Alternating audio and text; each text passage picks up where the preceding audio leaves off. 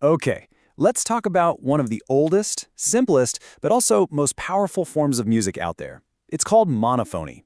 And here's the crazy part. You probably create it every single day and don't even know it. I mean, seriously, picture this. You're walking home, maybe just hanging out in your room, and you start whistling your favorite tune. You know, just the melody, nothing else. Well, if you've ever done that, congratulations. You've officially made monophonic music. It's literally one of the most basic, fundamental building blocks for all the music we listen to.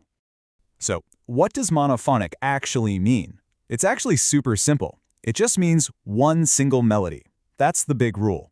No backup guitar chords, no piano playing along, no harmonies. Nope, just that one single tune.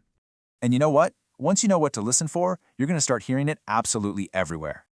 Like, you hear it when someone's singing solo in the shower. You hear it when a flute plays a melody all by itself. You know that classic bugle call you hear in movies? Yep, pure monophony. And, oh yeah, even your first try at hot cross buns on a recorder?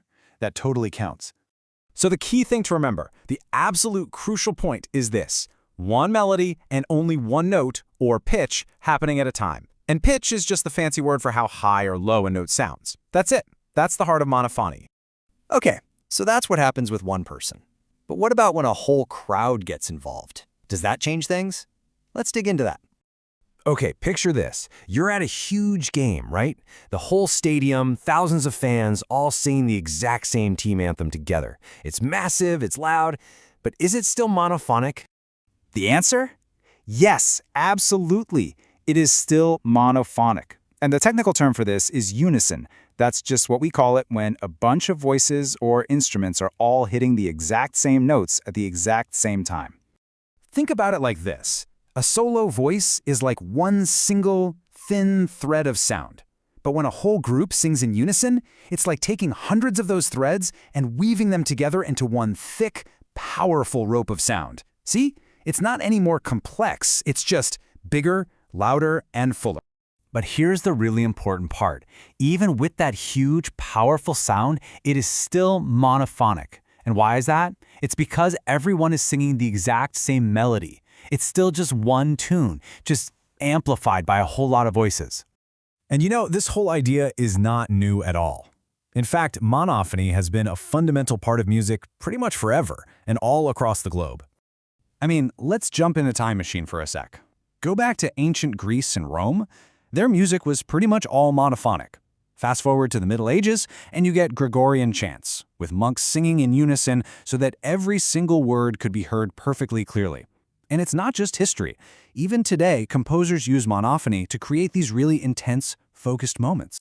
And it's not just a European thing. It's totally global. You can hear it in traditional Japanese flute music, in powerful Native American vocal songs, and in those really intricate, amazing melodies you find in a lot of Middle Eastern music. All these cultures, worlds apart, figured out the incredible power of just a single melody. Okay, so we live in a world with super complex music, right? So why does this really simple idea, monophony, still matter so much?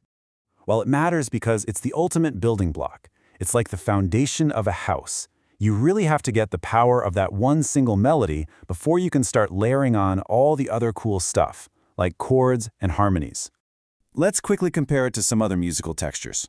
First up, you've got monophony, our focus today. That's just one melody. Think of it as a single, clear path. Then there's something called polyphony. That's where you have two or more melodies going at the same time, kind of like a busy conversation where everyone's talking at once. And then you have homophony, which is probably what you hear the most. That's one main melody with chords backing it up, basically almost every pop song ever, a singer with a guitar. So you can see monophony is the most simple and direct of the bunch. Now think about this. If you don't have any chords or harmony to make things interesting, what becomes extra important? Rhythm, right? The pattern of long and short notes is suddenly everything. It's what gives the music its energy, what pushes it forward, and what creates all the excitement. And seriously, once you start listening for it, you'll hear it in modern music all the time. You know when a song starts with just a single, groovy bass line before anything else kicks in? That's monophony. Or in a movie, that super tense moment with just one high, creepy violin note? That's it too. That advertising jingle you literally can't get out of your head? Probably monophonic. Even a rapper dropping a verse a cappella with no beat behind them? That's a perfect modern use of it. So, what's its secret weapon? It's simple. Because there's nothing else competing for your attention, that one melody gets right into your brain and stays there. It's so easy to remember. And musicians and composers use that to their advantage. They use it to create really dramatic, emotional moments that force you to focus on one single powerful idea. And really, it all kind of boils down to this.